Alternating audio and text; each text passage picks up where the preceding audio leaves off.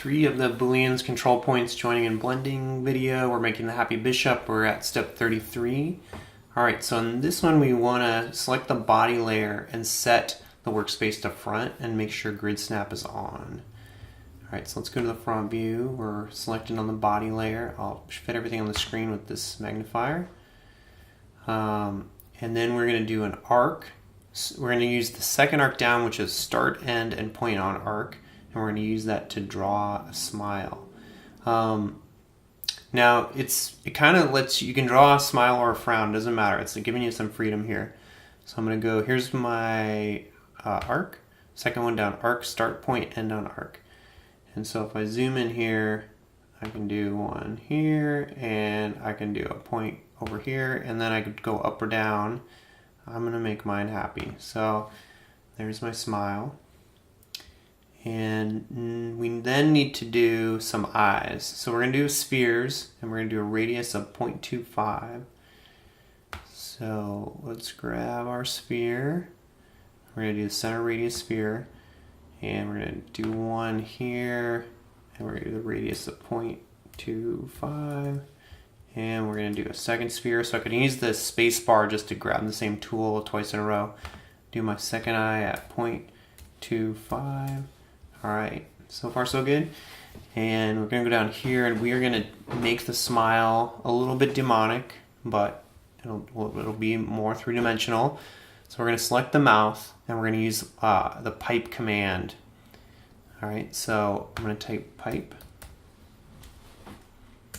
and I'm going to select the mouth. Alright, now for our radius, we're going to do 0.2 at the beginning and 0.2 at the end. And we're going to do cap it with a round cap.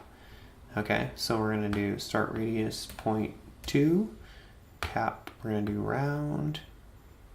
So I'm going to hit enter, end radius, also 0.2, so I can hit done and hit return. And there's the smile. Okay.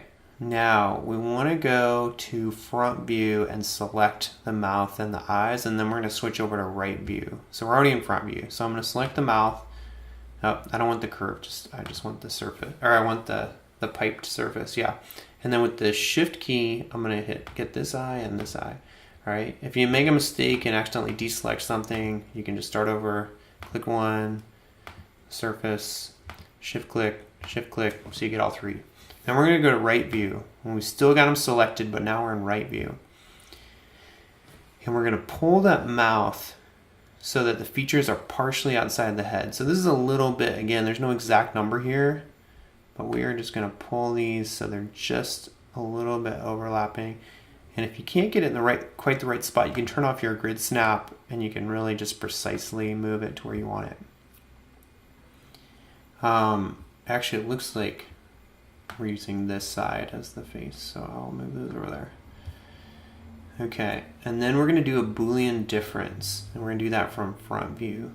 So I'm back on front view, and I'm going to do a Boolean difference.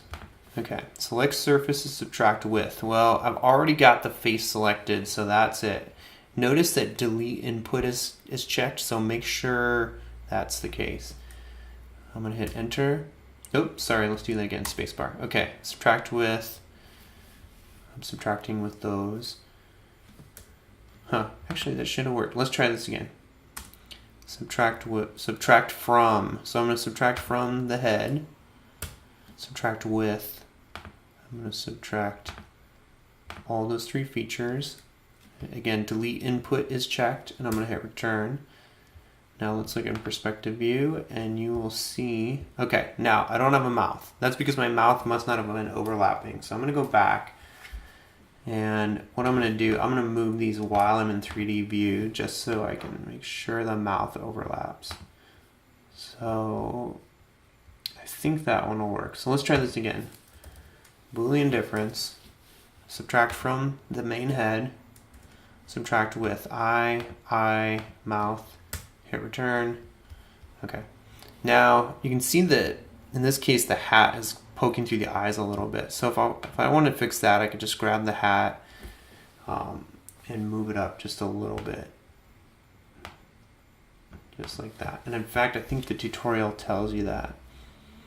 Okay, we've got, yeah,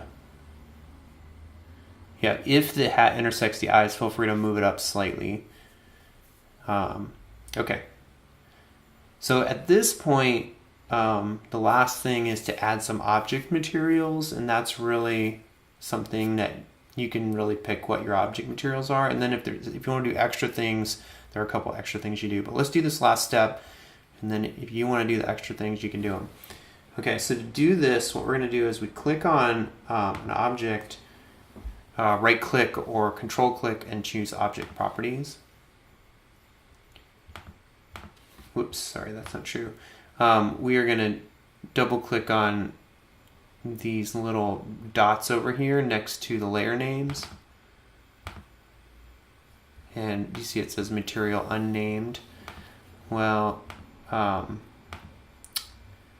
this isn't true. I got you wrong again. We are gonna do it's. I think it is over here. Control, and we do. It's object material, not object properties. Object material. All right, and then we can choose just any of these that come with it. You can drop them on different parts. So now it looks like it's made out of brick, or you can make it look like it's made out of like a transparent sapphire. But if you want it to look like a classy wooden chess piece, you can drop all your colors. And I think you can just select the whole thing too to do this. Here, let's close this. So if we select the whole thing and do object material, and then let's pick one of these and just drop it on walnut polished. Okay, yeah, so that just makes the whole thing look like it's made out of walnut. Now when you close this, it's not going to look like it had any effect. So you have to look in rendered view. So if I go under here, view and rendered, now I see the materials. So the materials only show up in the rendered view. All right, so that's it for the bishop. I would save it, make a screenshot, turn it in, done.